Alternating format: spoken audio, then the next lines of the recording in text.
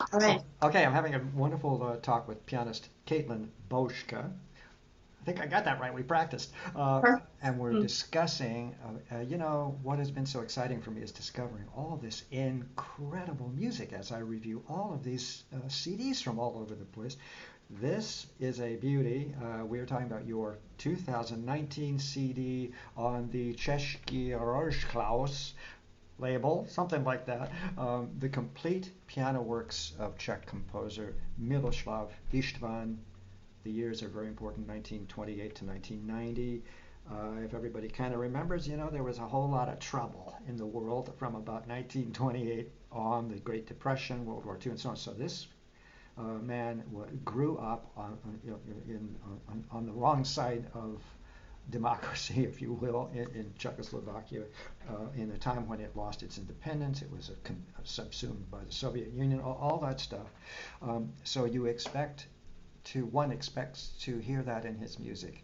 We've got on this CD his complete piano music, complete piano works of, I'm going to try again, Miloslav Istvan, uh, the first sonata from 1954, and it's a very interesting chunk of years that are so fascinating.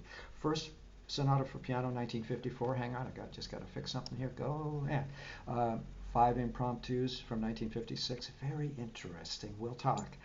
The second sonata for piano, 1959, and we talked before. Sort of like, I don't know, tectonic plates shifted, something huge. The 1959 second sonata, Odyssey of a Child from Lisa. Lili Lisa. with a C, from 1963. Bear in mind, everybody, 1959. Everybody's gonna die. It's the darkest part of the Cold War. That's the second sonata. This Odyssey of a Child, 1963. Very, very, very dangerous times. And then the third sonata is a little bit more distant, and it ends the CD from 1978. So really, and by the way, this man has changed and grown and morphed in one CD. That's the magic of it. From the beginning to the end, it's not like the same composer. Uh, You got it exactly right. Now let me introduce, please, pianist Katelyn Bouska. Dr. Bouska, you got your DMA in piano performance from Temple University. You're on the faculty at the Curtis Institute of Music in Philadelphia. I have friends also retiring now that are Curtis graduates. A fabulous school of music, as everybody knows. Solo and collaborative musician, all that good stuff, plays all the instruments and all the repertoire apparently for clavichord, harpsichord, forte, piano, and the modern piano. Founded, now let me find this music collective, Human Resonance, contemporary music group. Now what on earth, Dr. Bushka, got into you? Shouldn't you have specialized in one thing or another, or are you, what do they call that? A polyglot. Tell us about how this all started. How come you became a professional musician? That's an easy one. Well, easy question. I fell in love with music, and it's really in my family line. My sister is a violinist, and she plays violins that both of my great grandfathers brought from Bohemia when they emigrated. My first ancestor, the Boschka side of the family line, lived in Spillville and welcomed Dvorak to visit them in the 1890s. So it's really something that's part of my family line. And I started playing piano when I was 3 and never looked really back after that. I took to heart C.P.E. Bach, the oldest son of Mm-hmm. J.S. Bach, who was a famous clavicordist Yeah. and really into the Intim style. He wrote that if you want to be a truly informed musician or keyboard player, you need to play all of the keyboard instruments. So the clavichord will inspire the singing tone, and the harpsichord will build your fingers, and the forte piano will work on your technique. And of course, now I transfer that to the modern piano as well. Was that the Hamburg or the Hanover CPE Bach? I can't remember. Where in Hamburg. Hamburg? Hamburg. I am I am pleased to tell you that I once impersonated CPE Bach at a silly, ridiculous little concert here in Santa Barbara in full costume. That's all. Wonderful. And Something I I think I do. conducted a tiny little overture of his, but again, it kind of speaks to, in terms of C.P.E. Bach and others, not just what he had to say, musically and otherwise, but also that everybody gets focused on the other one, the father. Same here. I mean, so many composers that just have not been looked at. So I'm very pleased that you had a good, solid look and took the time. Let's talk about. You spoke about piano. What? Where were you? What was high school? What was college? What part of the Well, I country were you? was homeschooled in the Midwest Yeah. in Wisconsin, which was a wonderful thing because my mother was really into discovery, education, and asking questions and following the question as far as it would go, which is really what led me Nice. to find Istvan and continue it as long as I went to. I went to university also in Wisconsin for undergraduate, which was wonderful because it was a very broad spectrum type of music program. So all the pianists were required to study the harpsichord, to sing in choirs, to travel. And it was a great sort of way of having the mind open. I spent several summers in Vienna studying during this time, just experimenting what was of interest, what was the style, how could the mind be open in music, even as we were playing just the canon, Yeah. so to speak. Yeah. Yeah. And then I was very lucky when I moved here to Philadelphia to study at Temple University. I had two wonderful mentors, one on the piano and one on the harpsichord. And they were both really interested in working with young composers and in collaborations. And they really fostered this questioning type of attitude instead of just playing sort of what's in front of you, but why is this in front of you? How did it come to be? What was the imagination? So I feel very lucky.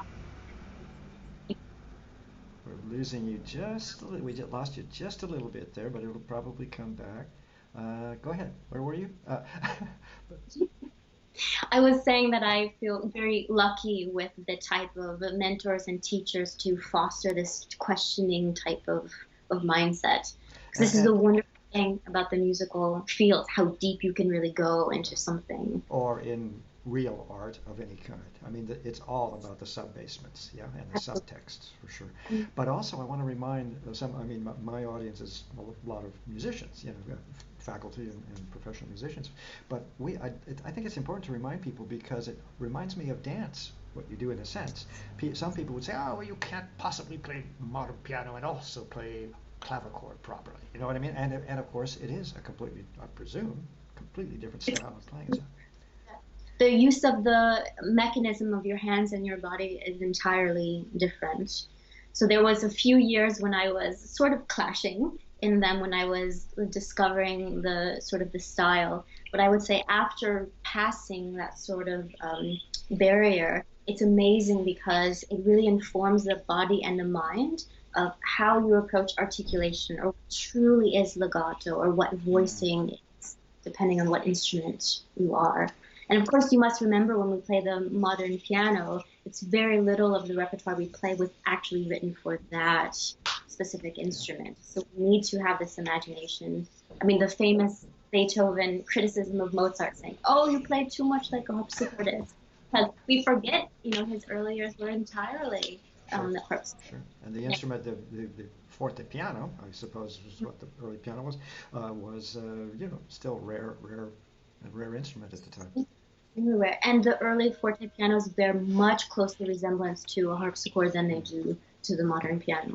Even in sound, it's not the same mechanism, but even it's just a Oh, more fragile sort of. absolutely. Yeah, Yeah. It's the idea of the modern piano to have the dampers continuously raised and yeah. all of this resonance was entirely And by the other way, way. you're reminding me to sit up straight because you are a graduate of Alexander technique, or you ought not. He said, trying to lift his head above his shoulders.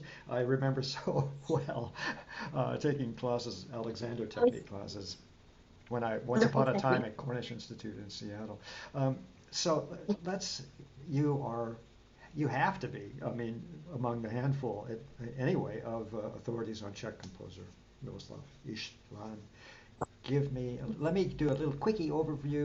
He matriculated from to the freshly created. This is what I've taken off the notes. Janáček Academy of Music in Brno. That's the capital of I guess Czechoslovakia. And is it all now the capital of the Czech Republic?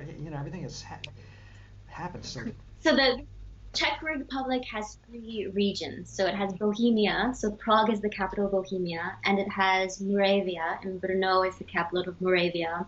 And then to the northeast is Silesia, with Opava as the capital. And those were sort of the original little kingdoms and principalities before unifications of various sorts, right? Over the, whatever, past 150 years or so? They were absorbed into the Habsburg Empire Yeah. in 1620. Austro-Hungarian Empire. Yeah, and then Greater Moravia were two separate regions. And then Silesia was really up into Poland. So this was sort of... And we read about these places. I've read Silesia and all never mind, I've forgotten already. But these, it's so good as I get older to finally begin to place them. It's only been 50 years, but you sort of place the old empire with the new boundaries and so.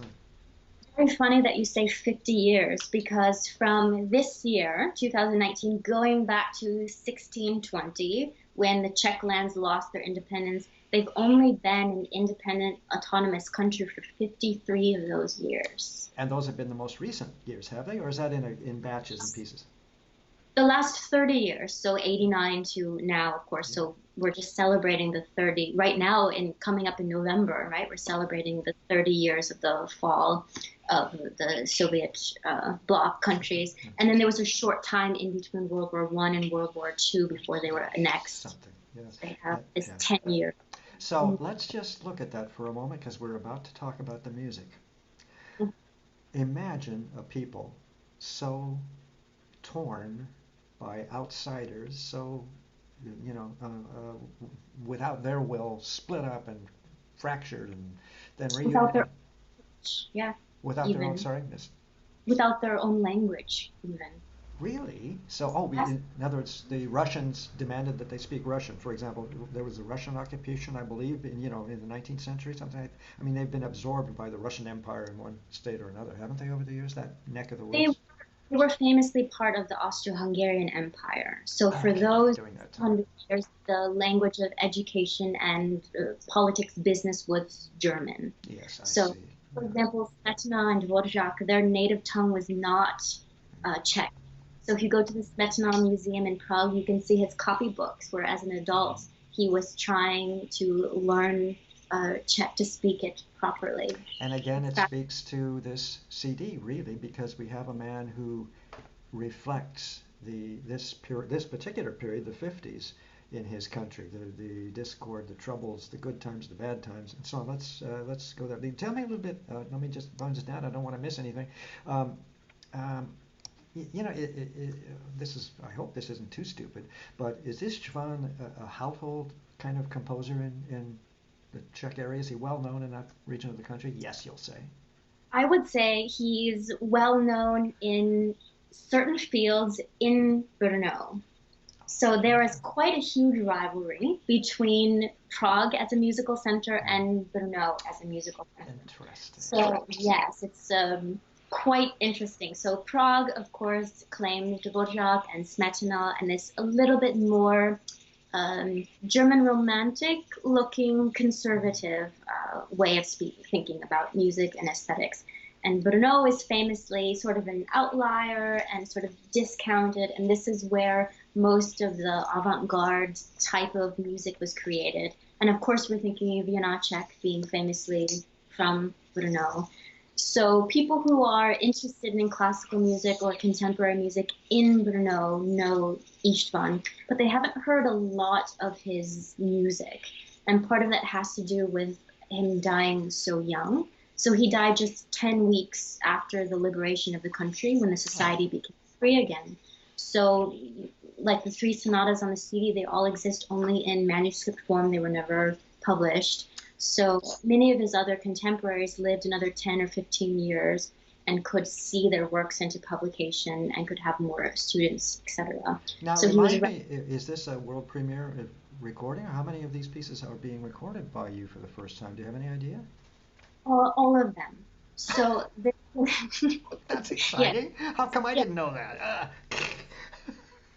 So the Český rozhlas had made a recording of them, but it was back in the 60s, but it was never published. So recording exists, but it's I have not been able to hear it. It's in the archives. Was he in So or out of favor with the regime, with the communist regime at the time?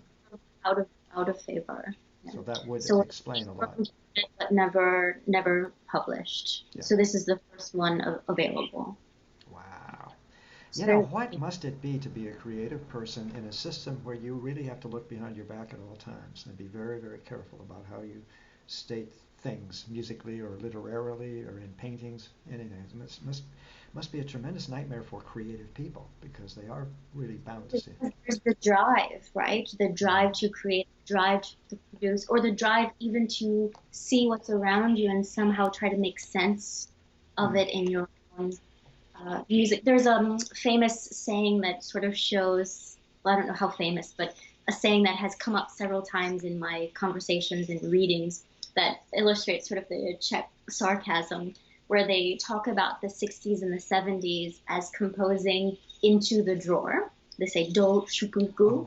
So they're basically saying, okay, I'm writing this, but it's not going to be sounded or heard, so I'm writing it into this drawer, and someday someone will find it, hopefully. Fascinating, and that speaks a lot to, I'm thinking of the third sonata. Well, Absolutely. 78, still it would be in the drawer, wouldn't it? That third Yeah. sonata? In the Czechoslovak Socialist Republic of the time, the 70s were the most difficult time of political censorship because in the 60s, for political reasons, and then in August 68, this famous Prague Spring, they were invaded by Soviet forces and it clamped down, and the 70s were called the normalization period. So there was the harshest repression for the It's for the art. interesting how the Soviet system would call that the normalization period. In other words, we'll keep them all in chains and quiet. It's called propaganda. Yeah. Okay, because we've really touched on this man's music that's on the CD. Let's now go back. We've kind of gotten an idea about the 60s and 70s, and I had forgotten about the Prague Spring and all of that. But I mean, just really turmoil. And remember, 63. I mean, we practically destroyed the planet. We got very close. Bad times, but the 50s. And I want to look at because here's my impression when I began listening this morning. I put on the first movement of the first sonata, from 1954. I was expecting doom and gloom. 1954, horrible, horrible. And of course it was. But I heard this lovely, charming, very accessible, fabulous piano sonata that should be performed a whole lot more. And talk to me about it, because you and I know, I have in my notes, there are these moments that hurt. It has this surface, and then there are moments that hurt. Or am I all wet on that? No, I agree with you. And it's an interesting time because as we look back, we see the entire sort of run of communism in the Soviet expression. So we've seen the negative sides and the destruction that it caused. But if you think of the early 50s, there was still a lot of optimism, especially in the Czech lands, because so famously 1948 is when they were sort of annexed into the Soviet bloc. And there were many people who were interested and hopeful for it. If you imagine, it was the Red Army that liberated most of the Czech lands from the Nazis in World War II. So this would be some open-minded idea. And remember that they had been under an imperialist regime for centuries. So the idea of open education for all classes and social projects were really something that they were curious and in need of, frankly. There was still a lot of disparity in education in the social classes. Well, you have really helped straighten that out, the images out a little bit, because now that you mentioned, as you were speaking, I was thinking of some of even Soviet music, if you will, Soviet socialist music from the 50s. It's fairly jolly, the Volga meets the dawn, and that there was a certain optimism that was soon enough crunched or disappointed, shall we say. But that's a very good point. Their plans, and then they realized, oh, these things, this is not actually what is the result. So he began his conservatory studies in 48. He graduated in 52. So he was still a young person just finishing his school days, trying out what was life like. So this would make sense in 54, 55, 56 with the impromptus, that he's still in this slightly euphoric post-student days before reality has That's beautifully expressed, and it reminds me of Shostakovich's First Symphony. Same analogy. Young guy, that was his degree thing. It's optimistic, it's playful, it's fun, but there's still, yeah, and here this first sonata, for example, is just very, very accessible. I mean, it's wonderful. Likewise, the impromptus, and yet I hear anyway, don't we? A little, now and again, a little something, a little. There are quirks because he's starting to realize, oh, there's not enough money for this, or oh, his major teacher was expelled from the conservatory. There are inklings. Whether he was able at 19, 20, 21 to understand what that meant, we can't. Of course, I would like to say he's so wise and pretty and sweet, but honestly speaking, But you are a theorist, yes. I mean, theory, and so you know what I mean. Those from just a harmonic progression point of view. I mean, there are some things are lovely, lovely, lovely, lovely, lovely, lovely. I mean, the Largo, for example, in that first sonata, has the same kind of underlying sadness of so many other composers from that. and there's a type of nostalgia and this half-step chromaticism that he employs throughout his works. But it's still in a way that it feels like whatever the trouble is could be resolved. You got it. Be, yeah. But once we hit the second sonata, from the very beginning, it's half step, half step, half step. There is no way that that can be resolved. And the last movement, this fugue with such compression and tension, there is no, I feel that as sort of where he was in his life, saying there's so much pressure. I can't do to resolve this. And that's his decision, saying, well, I need to write, this is the true way of writing, which, I mean, it wasn't published, it wasn't played, it wasn't. It was in the drawer. I mean, obviously, they would have had, had a hissy or two over. Now we're talking about the 1959, the second sonata. For now, I just want to stay there for a little bit because the third sonata is off the charts. But it is this. He's like completely 3 years. From whatever 55, I think, this earlier time to 59. That's what I'm getting at. Is that this? It's shocking, the transformation by 59. Shocking. Great word. And the piece itself is shocking. It's quite a statement piece. And I think from my experience of him and speaking to people who know him and reading his writing, he was not a subtle or diplomatic person, which probably gave him more trouble in his life. Of course, sure. But I think that it gives him some authenticity in his music, which makes it relevant and still gripping in our modern age. I see something. I've made a little note to myself about how it's a tough listen, and it's as though he's been scarred. I mean, the difference between 3 years earlier and 1959.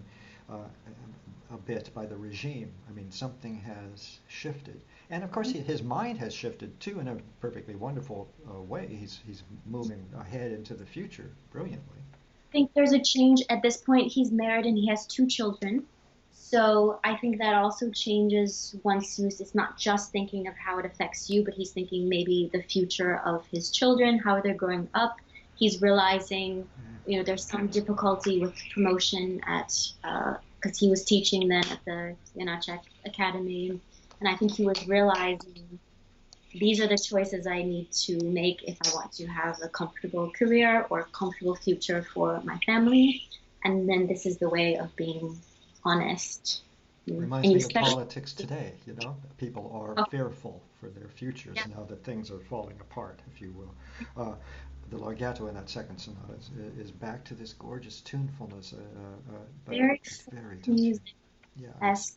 It is wonderful to have the first and the last movement are very strict rhythmically and very dissonant. So to have this semi-improvisatory second movement and this hypnotic second theme is really a brilliant musical choice to give us some relief from these outer sections, which even as a performer, I need on the stage, this sort of break in the middle between the two of them, because they're so demanding Yeah, physically and technically. mentally. Yeah. Yeah.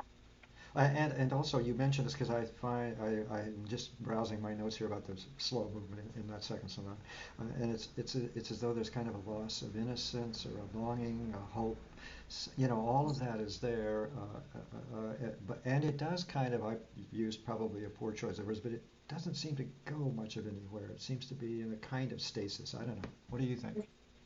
I would agree. Yeah. So the So it's beginning melody. deliberate, really. I mean, this is a point, an issue. This is a composer making the decision. I'm not wandering. I'm showing you that we are just kind of in this uh, drift, maybe. I don't know. The first movement, you also don't go anywhere because everything is locked in this sort Mm. of argument. It's very interesting if you separate the themes of the first movement. They're all tonal. It's just when you put them together, they all are basically a half step apart. So then it becomes these two or three lovely melodies, but then they become so dissonant when they're juxtaposed that it's painful What to. incredible imagery and quite deliberate. You've just described the clash of cultures and philosophies and everything. Yeah, Yeah. that he witnessed it on the human scale all around him.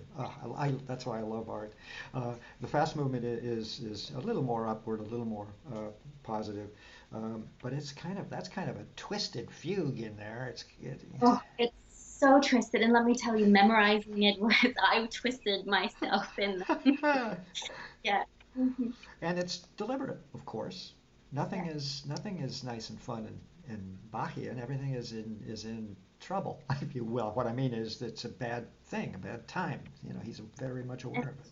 he's a, as a pianist, when we are playing solo piano music, we feel very lucky when a composer is a good executant themselves because we can really trust ourselves in their hands. And he was a very finely trained pianist. So that shows, I think, in the oral hearing of it, but it also shows when you look at the music and put it under your fingers themselves. It fits very, it's Oh, not it easy, is. but it fits nicely.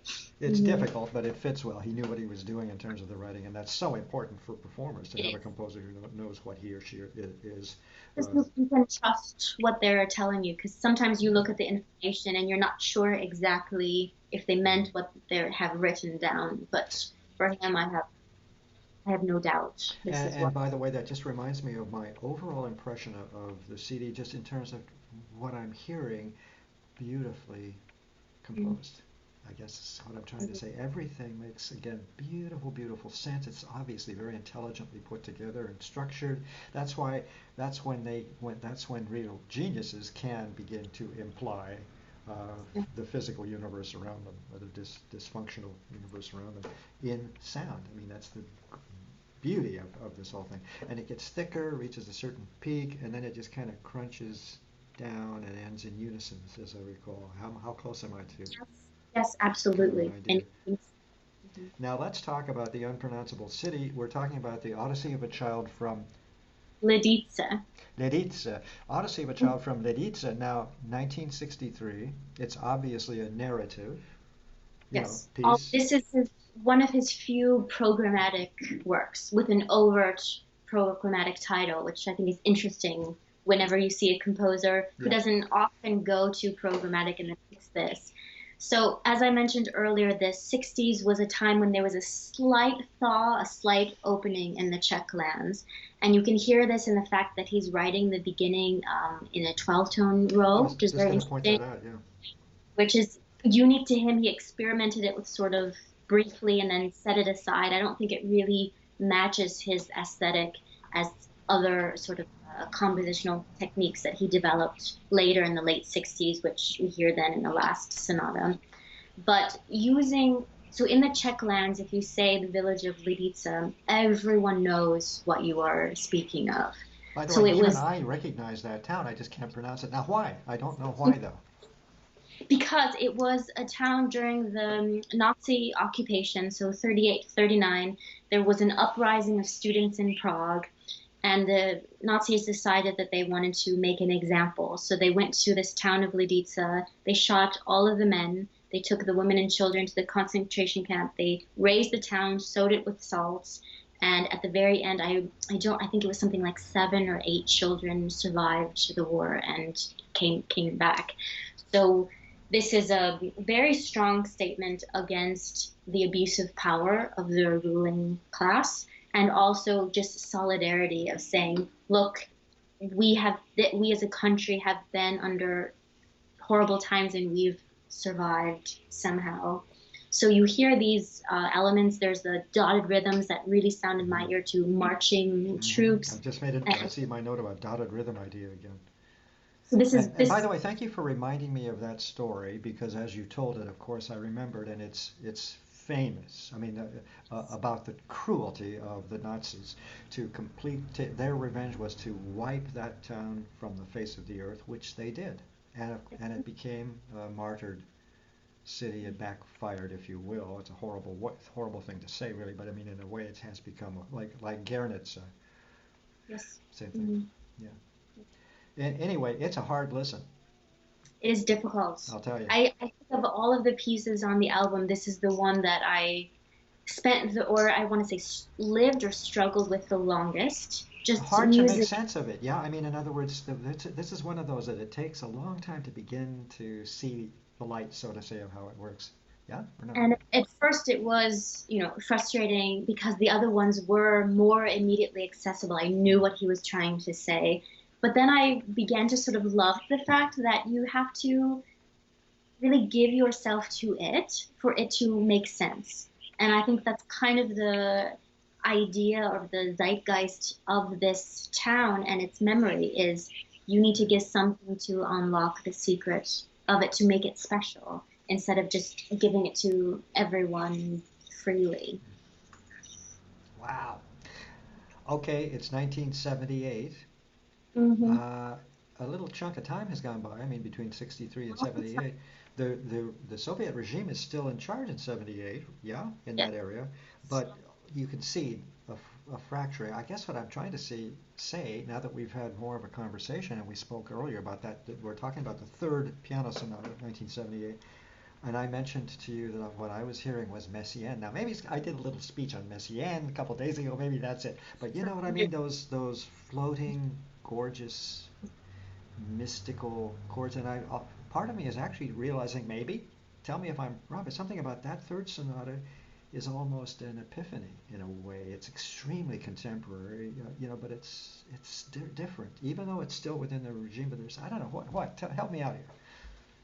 Well, there is a huge chunk of time. So 15 years in the piano music terms. Obviously, he was writing other things. But what has happened is during the 63 to 78, he has written and published several of his own theoretical works describing his compositional style. So he's somehow crystallized all of these more experimental types of things, and he's now a composer writing fully in command and fully conscious of this new style. And he called it a montage of isolated musical elements, which he derived as the contemporary expression of what Janacek was doing in collage in the 1910, 1915 time. So he felt that you could take isolated musical elements and put them together, as he does. There's 5 basic themes. And then through their juxtaposition, they begin to wear on each other and break down and develop into sort of a new texture all of its own. So of these 5 elements, the first one, like you said, is incredibly spacious. And it's amazing when you are playing it yourself because it starts with a B, F, A, B flat. So you have this amazing major 7th, and it causes the piano just to go bing and ring. It's lovely. Yeah, which is, I think, what you're hearing with Messiaen, because it's a little bit similar with this idea of open sonorities that really use the resonance of the piano. And then the second theme is this sharply dissonant half-step idea. And the last theme is famous because he's incorporating rock elements, partially to try to connect with the younger generation, and partly, in my mind, to support certain political elements that were happening in 77 when he was writing the piece. A hippie. So it's an He was a hippie. By 78, he's implying that the hippies will rule, right? And I heard these things. I told you earlier. I heard. It's not because I'm old. It's just for me, this bass, this moving bass was, and its rhythm was kind of jazz-ish, not particularly rock and roll-ish. But obviously he was doing something there. But yeah, I mean, now that you mention it, 1978, he is maybe even making a statement about how the new generation, he's trying to maybe bring people into the hall as well. But I don't know, something. I mean, he's deep, so I'm expecting. Thinking of, yeah. Anyway, no, he writes specifically that he is trying to find new ways of incorporating rhythm to communicate or find relevance to the younger generation, which I think is interesting and also connects to Czech speech, which has a very incisive rhythm of its own, which would be different than French, German, English. I found it. Let's see. Let me look through here. This is one really fascinating, unique structure and construct. We've touched on that, and this collision of worlds, really, in a sense, it isn't. But you know what I mean. There's almost an Ives thing here. The layers. There are so many layers in this sonata. Complex and disturbing, fascinating. I go fascinating. Undoubtedly a preparation nightmare. I don't know what that means. but I know exactly what that means because it was a night when I was preparing it. And sometimes I'm a little, it's difficult because, of course, I've never heard them. I was reading them from the score and building them up from what I saw from the score. So I'm always curious to know how other people hear them for the first time because I'm putting it together piece by piece, trying to understand what he's writing. And then several of the themes, when they're all combined, it was just like with a microscope trying to find where all of the themes were and then how to physically bring them out in the playing, which is where the trust came in, because I knew there's a way, if he did it, there must be a way to bring it out at the instrument. It wasn't just a theoretical concept. It was and thanks for reminding me that what I meant was undoubtedly a preparation nightmare. That is exactly what I meant. I said, rereading this, yeah, because it's very, very tough, very, very difficult, very complex, as we've discussed. A little jazz, a little rock rhythms maybe in there somewhere. It's like it's just so complex.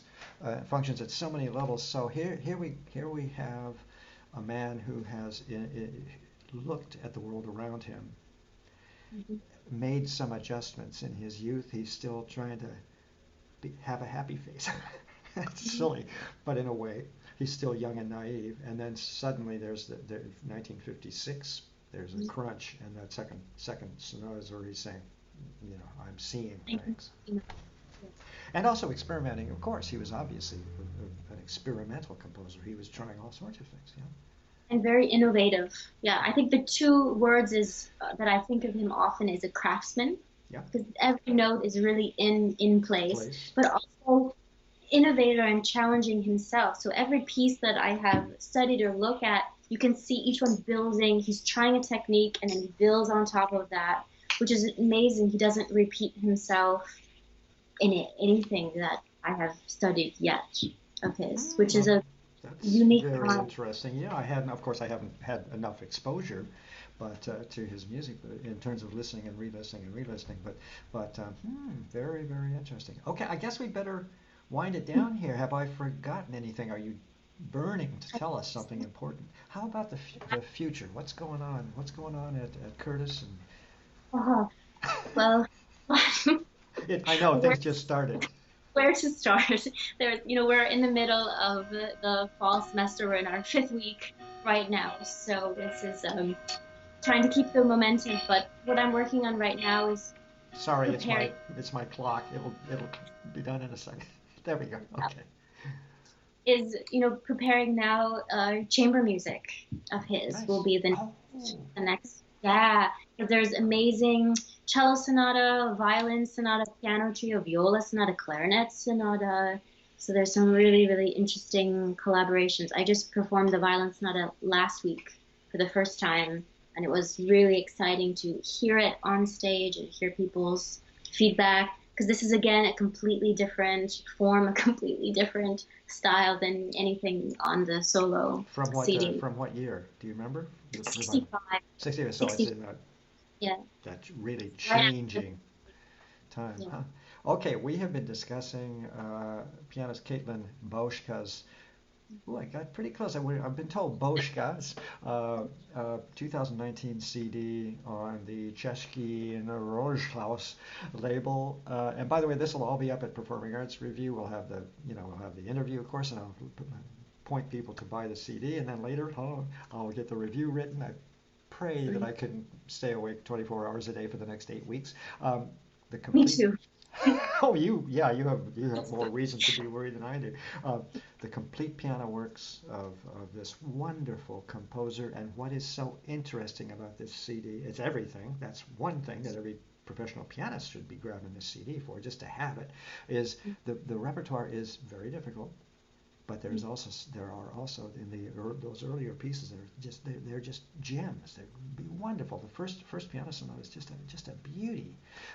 First sonata for piano, 5 impromptus, lovely, all of them, and very very interesting from 1956. The second sonata for piano we've discussed at some length. It's getting things are getting heavy. The Odyssey of a Child from Lidice, and now I remember this was that village that was completely destroyed by the Nazis, and then finally this amazing third sonata from 1978, and he died in 1990. So as you said, a kind of a well, not, I mean, what 60, 61 from 1928 to 1990, but he saw it all. He had to have, in terms of the good, the bad, and the ugly in his life. Everything in between. So a survivor, for Yes. sure. Yeah. Katelyn, thank you very, very much indeed, and I'll be in touch. I'll send links to you when I get this up to get your page up. Okay. Thanks. Thank you so much. Have a wonderful evening. Good. Bye bye. Bye.